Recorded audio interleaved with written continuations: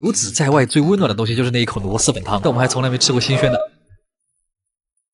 今天是跟我们的范大子一起来试一下螺蛳粉火锅。今天下雨就想和范大子追求一点刺激，想尝试一点平时没吃过的辣。于是我们就在网上搜索，就是很多网红都在推的那家。走到门口就已经胖臭了，哇，真的胖臭哎！他家在路边，你就从旁边走过，都能闻到里面的胖臭。褒义词，蘸料我们选择了超级无敌加辣版，非常的放肆。今天还参加了他们家的欢聚挑战项目，就是打卡特色菜品鲜切吊龙。吊龙最大的特点就是有嚼劲，它那个肉质就是特别鲜嫩，拿着涮火锅真的很香。但有一说一，我觉得螺蛳粉的辣汤还是适合那种松软的东西，像是炸蛋或者虎皮系列的。所以我们暂时不缩粉，先尝一尝这个虎皮猪皮，前几口的这种酸辣感真的很爽。它这个猪皮吃进去其实不是那种过于趴的口感，我才吃了一口，在那有点辣，就是糯叽叽的，很 juicy 的感觉。而且它每一片都还挺厚实的，就是你咬下去那个汤汁就在往外冒，有一种在吃泡面筋的感觉。然后是虎皮凤爪，就可以说是最经典的一道菜了。炸过之后又煮了，能够一抿就脱骨的鸡爪又是好鸡爪，再加上虎皮下面的肉筋又很香软，就真的一人一盘都可以。他们家的四皮系列真的很好吃，就是吃在嘴里又特别有层次感。然后炸蛋做好了，其实我还有点害怕，就把它泡在那个辣油里面煮一会儿，那个那么浓烈的酸辣都盖不住它的蛋香，但它里面现在那个辣汤是真的很辣，这种事情还能再吃一锅。这个是他们家的坨坨牛肉，它这个其实我更喜欢加在碗里，就是晾一碗，就是得等它泡在那个加辣辣油里面，这样吃会特别的入味，这一碗下去会非常的爽。谁懂这一碗的含金量？然后他家还有一个重头菜是虎皮猪脚，虎皮蹄花，它这个吃起来特别细哦，但是它又不像凤爪那样容易脱骨，它像一坨浸满了辣油的锅包肉，连皮带筋嚼在嘴里，你会觉得它又烂又弹又糊，像我倔强的人生。我本来以为它会很软，但其实它里面还挺韧的，每吃一口菜也都可以嗦一口粉，又酸又辣的碳水满足。又要但是了，他们家还有一个更重量级的东西，就是炒螺蛳粉，它是一种保留了酸笋跟酸豆角酸甜味的辣炒河粉的感觉，就是前所未有的酸辣甜口的体验，非常的好吃重口，且可以用来下饭。今天这家店真的给了我很多的惊喜，原来螺蛳粉还可以这么好吃啊！阿基推荐指数8分。哇，今天这个真的太顶了。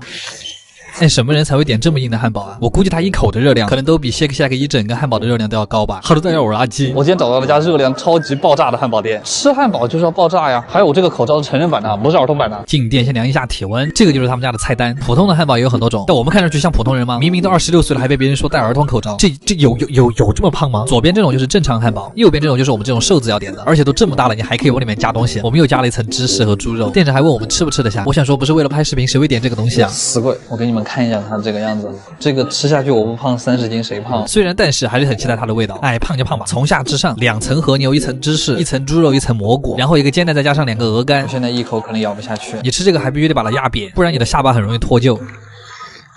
我已经用了全力去咬了，但第一口只咬了它暴露在外面的那些肉。就这家店你们一定要注意，千万不要和自己喜欢的人一起来，因为这个吃相真的是太难看了，而且介于它的肉实在是太多了，我们决定还是扒一点下来。这个就是和牛汉堡肉的样子，里边微微泛红，油水特别的多，咬一口下去它就不停的流，特别是吃到最后，那个和牛加鹅肝的油在嘴巴里都变成了奶油味。然后我们又点了个正常的，这个就正常多了。我发现 Shake Shack 真的不是汉堡里面的天花板。对了，这里的盐酥鱼排真的很好吃，炸过之后肉里面的油水像浓汤一样，再蘸一点蛋黄酱，哎，不比和牛好吃吗？今天这一顿是真的好胖。阿基推荐指数8.5分，我感觉我可能一辈子都不想再吃汉堡。卡玩意儿。我为了不向居酒屋邪恶势力低头，今天只好在街上随意挑选一家幸运店铺了。又到了吃居酒屋的日子，然后我在路上看到这家店，这太香了，来。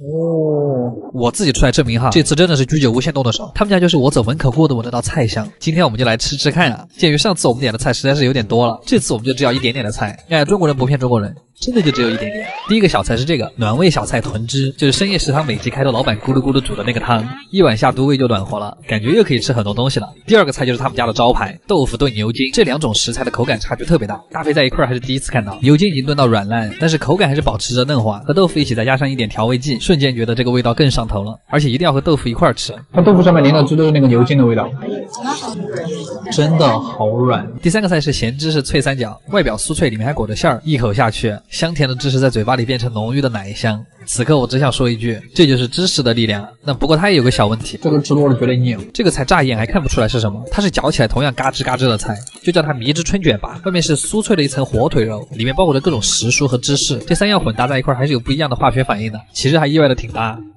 然后就是这个巨大的蘑菇，它叫垂茸，你们看它长得是不是很像香菇？哎，没错，它就是香菇。又来吃大蘑菇了，它这个香菇粗壮均匀，撕开之后里面还有点像鸡肉，它在嘴巴里面嚼起来都是满足。终于又到了他们家的招牌，这个菜叫神明鸡腿肉，只是闻到端上来这个香味我已经开始分泌口水了，搭配一点洋葱一起下嘴。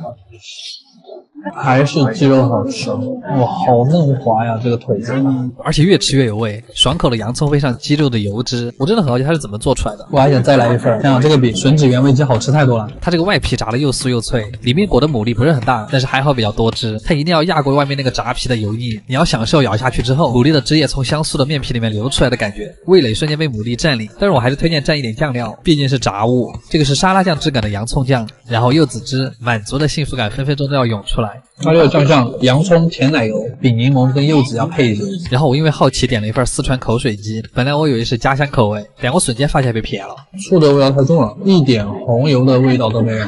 最后一个菜比较恶心，我都不知道你们吃过没？安康鱼的肝，这个鱼的名字可能听起来比较陌生，但它长得肯定不陌生，就是那个长得丑、行动缓慢的发光深海鱼。但是鱼不可貌相，谁也不知道什么鱼就好吃了，而且这个菜的味道特别的大。安康鱼的肝在日料中其实还蛮常见的，还有人称它为海中的鹅肝。但我劝你们，这个菜最好是小口小口的吃，原因是它有很多的油。原来鱼肝油就这么来的。最后再来一份蛋黄卤肉饭，今天又是收获满满的一天。好沉哦，我真的再也吃不下了。这次点了一点点菜，吃的还是很开心啊。阿基推荐指数8.5分，卡样。哇，家人们别管了，我以后就住在日本的居酒屋了。虽然我喝不来酒，但是你们都知道，现在的居酒屋为了招揽生意，菜都做得特别的认真。所以今天我们又去找了一家好吃的，顺便把好姐妹甜甜也叫上。又到我吃小姐姐吃烧鸟的日子。就是这样一家街边的小店，看样子好像还挺热闹的。我们6点就来了，害怕吃不上。店里的小姐姐真的很多，我还以为都是日本大叔呢。我们3个人把他们家所有特色菜都点了一遍。第一个小菜我就惊了，是肉末豆腐，这个肉末的量好给力，它像我妈妈煮的肉丸子汤的那个味道，它里面还放了一些姜末去腥，特别怀念这个味道。然后这个是店长推荐的蛋黄酱半熟鸡蛋，它是用蛋黄酱把一整个调味鸡蛋给包住，浓郁的蛋黄酱加上细腻的鸡蛋鲜味，一整个大开胃的动作。它里面加了一点点的酒味。然后我们的第一个串是一个稀少部位，是鸡的胃袋的外面的部分，它吃起来特别的硬，虽然第一口有点像吃鸡心，但它比鸡心更脆更硬，它其实是介于鸡胗跟鸡心之间的那个口感。这个是鸡心的根，跟鸡心是完全不同的口感啊，因为是血管，所以很有弹性。就它不是那种脆脆的内脏感，就是上面的芥末酱太冲了。接着是一盘可爱的快乐鸡胸肉，鸡胸肉就很考验师傅的功力了，其实用筷子一夹就能感受得出来，像鸡腿肉那样软嫩就很好，这一坨是很到位了。这个就是鸡胸肉最好的做法。然后到了我的最爱，店长管这个菜叫麻婆青椒，里面塞满了一大坨麻婆肉泥，它真好辣。我感觉老板真的很懂四川料理，它肉里面加的是豆瓣酱那种辣，日本人吃的应该会直接升天吧。赶紧上了一份温柔的菜，炭烤牛油果，中间它加了一点甜醋，我们再挤上一点柠檬，哇，一大坨，最好蘸一点醋。我和甜甜的一致评价是它真的很像炭烤小土豆，是不是因为牛油果熟的时候就没有那个味儿了？接着是大葱鸡腿肉，但是说个题外话，这个服务员有没有很像赵又廷？真的有点像呢。哎，说回来这个菜，鸡腿肉真的是居酒屋的基本功啊，还好这串肉大汁多，一定要把鸡腿肉和葱一块吃啊，因为葱里面的汁水其实是很多的，特别爽。好，又该吃辣的了，来看看这个，它是裹满了面包屑跟海椒面的炸鸡腿，掰开之后里面水分锁的还不错，那不能干杯就干个腿吧。我觉得这个味道川妹子应该会很喜欢，它这个味道调的像六婆海椒面。接着是一盘鸡中翅，黑胡椒口味的，外边其实看不出来什么，这种肉多的东西还要拆开看里边，看到这个油肉分离的瞬间了，好爽呀！好肥啊，这个特别的好吃，这个惊了。最后是一盘特别饱满的鸡肝，这个头部为什么这么大呀？应该很过瘾，里面果然还是生的，像棉花一样挤在了你的嘴巴里面，它那个皮就跟我的脸皮一样薄，非常满足的一顿饭。我感觉接下来可以天天吃居酒屋了。阿基推荐指数9分，看样儿。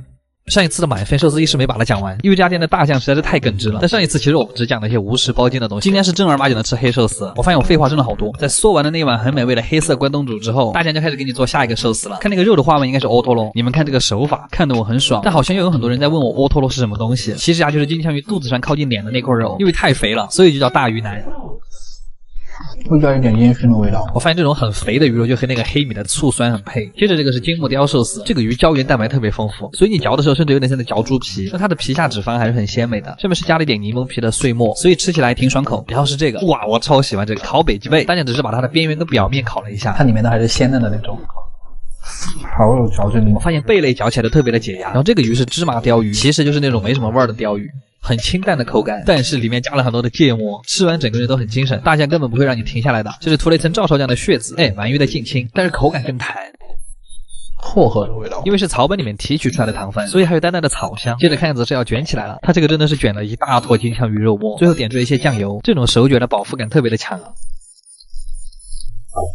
海苔的咸甜味就很衬托金枪鱼的肥美。大酱看我们吃的很开心啊，还拿出了店里的极品海胆，这么大一坨，我手里拿着这个好像都不止一个海胆，而且它特别的香甜。卷完海胆我们就该卷鱼子了。三文鱼鱼子的特点就是汁很多，每一颗都很饱满，反正就是会在你的嘴巴里噼里啪啦的，又是解压新方式。我们好像把大酱吃高兴了，大酱现在把它的各种存货都搬上来了。大酱说这个菜没有那么硬，它是黄瓜加酒糟，它其实长得更像一个前菜，吃起来的味道很像那个木糖醇，大大泡泡糖的味道。然后是青花鱼寿司，腥味特别重的一种鱼，但有人也觉得那个味道很香。那比如我，对了，梅子酱和它味道也很配。最后一个寿司是鳕鱼子寿司，这个东西真的很贵，但是你也不能说它味道有多好，它特别的咸，但是吃完之后嘴巴里会有种回甘。我们还是直接吃甜品吧，这个是一小杯米酒，还是很浓的那种，半口闷了。这个甜品我很喜欢，应该是某种红豆寒天，吃进去之后是软糯的微甜，还是想夸一下这家店对甜的把控，精准又温柔。最后一个甜品是蛋卷，加了活性炭之后就是黑色的，里面的油水还很丰富。最后的最后还给我们展示一下他们家引以为豪的这个黑色炭，虽然喝起来并没什么味道，但这一次的探店体验真的是非常的开心。这是他们家的会员名单，有没有看到几个熟悉的明星？好啦，阿基推荐指数10分，